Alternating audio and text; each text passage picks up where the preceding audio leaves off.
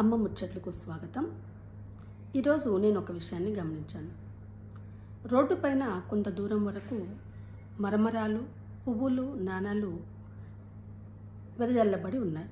కొంత దూరం వరకు ఇది చూడగానే ఎవరికైనా తెలుస్తుంది, ఇది అంతకుముందు అక్కడ ఒక శవయాత్ర జరగడం వల్ల ఏర్పడినాయి అని.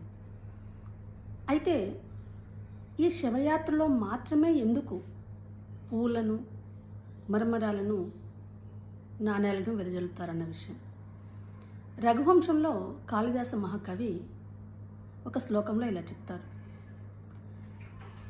రఘు మహారాజు యుద్ధ సన్నద్ధుడై వెళ్తున్నప్పుడు వీధులలో ఆ పుర స్త్రీలు గౌరవ సూచకంగా ప్రీతిపాత్రతతో తన మీద వరి పేలాలను వెదజల్లినారు అని. అంటే ఇది ఒకప్పుడు గౌరవ సూచకంగా మొదలైనటువంటి ఆచారము అని మనకు అర్థమవుతుంది.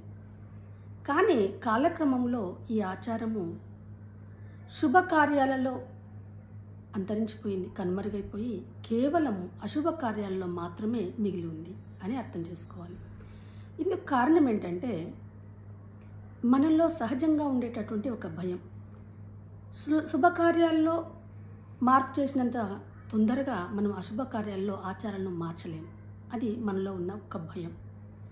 మరి నాణ్యాలను ఎందుకు వెదజల్లుతారు అంటే, ఆ నాణ్యాలను ఏరుకోవడానికి, ఆ డబ్బును తీసుకోవడానికైనా కొందరు ఈ శివయాత్రతో పాటు నడుస్తారు అని తెలిసింది.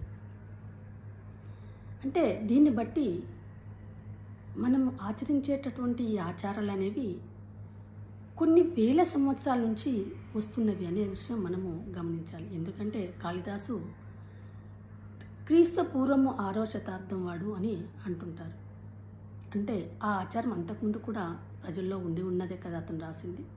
అందువల్ల మన ఆచరించేటటువంటి ఆచారాలు అనేటివి కొన్ని వేల సంవత్సరాల నుంచి అనుచానంగా వస్తున్నవి అన్న విషయం గ్రహించాలి.